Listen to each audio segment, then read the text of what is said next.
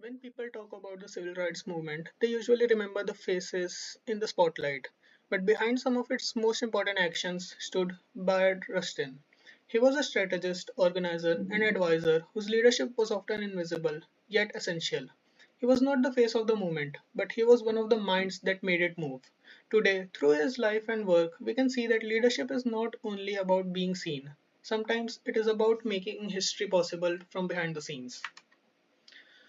Bayard Rustin's life can be understood through four major stages. He was born in 1912 in Westchester, Pennsylvania, and was raised in a Quaker household where ideas of equality and peace strongly shaped his thinking. In 1947, he helped organize the Journey of Reconciliation, an early direct action protest against segregation in interstate bus travel. In the 1950s, he became an important advisor on nonviolence and helped connect the civil rights movement with Gandhian idea of disciplined resistance. Then in the 1963, he became the principal organizer of the March on Washington for Jobs and Freedom. These stages show that Rustin was not a one-time activist. He was a leader whose influence grew over time and reached both ideas and action. Three values shaped Rustin's leadership. The first was equality.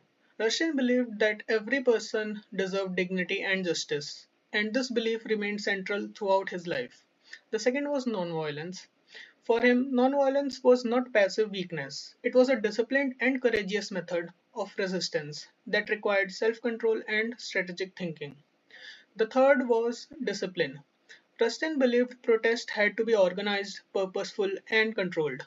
It should create impact and not chaos. These three values made his leadership moral, strategic, and collective rather than emotional or impulsive. Before the famous civil rights march on the 1960s, Rustin was already involved in careful planned activism. His leadership did not begin with a large national event. It was built much earlier through smaller, risky actions that tested whether justice would actually be enforced. These images capture the atmosphere of Rustin's early activism. They remind us that before leadership became famous, it is often tested in difficult and dangerous conditions. The journey of reconciliation was one of those early stages. It showed Rustin's courage, planning, and commitment to action. The first major incident that highlights Rustin's leadership is the journey of reconciliation in 1947. This was an early direct action campaign against segregation in interstate bus travel, and it came years before the more widely known freedom rides. Rustin helped organize interracial groups to ride together on buses and test whether the Supreme Court's ruling against segregation would actually be respected. This was not just symbolic protest, it was a deliberate and risky attempt to turn legal principle into public action. The journey led to arrests and violence, and Rustin himself was sentenced to a chain gang in North Carolina. This incident reveals two major leadership traits. First, ethical leadership, because he acted from moral conviction. Second, courage under risk, because he was willing to face punishment in order to challenge injustice. It shows that Rustin was not only speaking about justice, he was living it. Rustin did not just join the movements, he helped shape it, how it would fight. He became an advisor to Martin Luther King Jr., a strategist who connected civil rights activism with Gandhian principle and a teacher of disciplined nonviolence. This is a very important part of his leadership story because it shows that leadership is not always about direct command. Sometimes leadership means influencing the methods, values, and discipline of an entire movement. Rustin helped make nonviolence not just an ideal but a practical strategy. In that sense, he was helping build the movement's operating method, not just participating in it. The executive director of the March on Washington, the man who organized this whole thing, Mr. Bayard Rustin. Even when history remembers the speech, it often forgets the organizer. Bayard Rustin helps us see the leadership hidden inside successful movements. What we are seeing here is not just a crowd, it is a result of extraordinary planning, discipline, and leadership. I thoroughly believe that the struggle can be won without brutalization. The clearest and most powerful example of Bayard Rustin's leadership is the March on Washington in 1963. This was one of the largest demonstrations in American history, with about 250,000 participants, and it was organized in less than three months. On a national scale, that is an enormous challenge. It required planning, coordination, communication, timing, and discipline. The march is often remembered because Martin Luther King Jr. delivered his famous speech there. But the event itself did not simply happen on its own. Rustin was the principal organizer who helped bring it together and ensure it was delivered on time, at scale, and with a unified message. This shows leadership at the highest practical level. The March on Washington was not just a moral event, but also an organizational achievement. Rustin had to coordinate transport, scheduling, and sound systems. Marshals had to be trained in non-violent discipline so the event would remain peaceful. Rustin also had to hold together a broad coalition of groups with different priorities and unify them under a shared message of jobs and freedom. This is an excellent example of leadership in execution.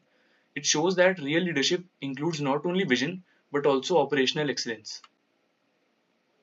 The March on Washington highlights four key dimensions of leadership. First, vision. Rustin helped turn civil rights demands into a national moral event that the whole country had to notice.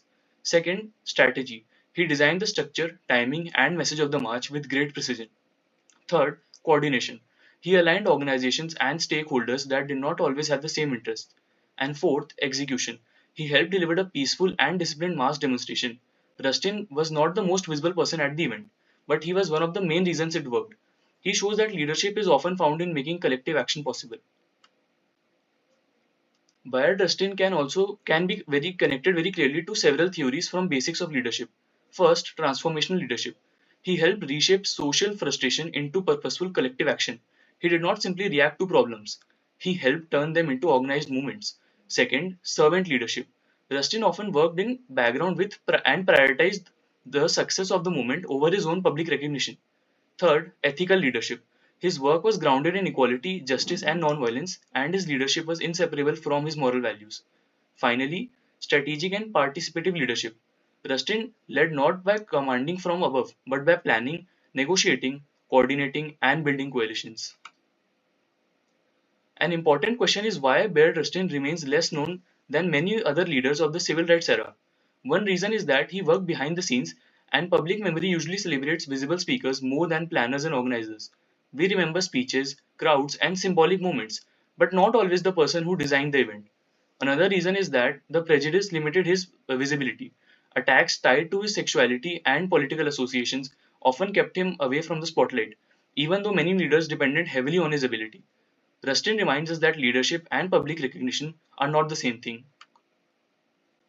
Rustin's legacy can be understood in three lasting contributions. First, strategic nonviolence. He proved that disciplined, non-violent protest could achieve national impact and move opinion in powerful ways. Second, organizational excellence. He set standards for what large-scale demonstration planning could look like when done effectively and responsibly. Third, leadership development.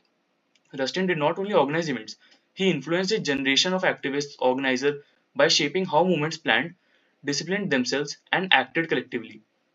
His legacy, therefore, is not limited to a single event. It lives on in the methods and standards of social movement leadership. Bayard Rustin proved that leadership can be quiet, strategic, and history making. He was an organizer, an advisor, and a builder of movements. His life shows that leadership is not always the loudest voice in the room. Sometimes it is the person who creates structure, protects discipline, and turns ideals into action. To conclude, Bayard Rustin was one of the most important yet most overlooked leaders of the civil rights movement. He combined moral courage with strategic thinking and turned ideals into disciplined collective action. Through the journey of reconciliation, his influence on nonviolence, and his organization of the March on Washington, he showed that leadership is not only about inspiring people, it is also about preparing them to act with discipline under pressure. He did not just witness history, he helped organize it.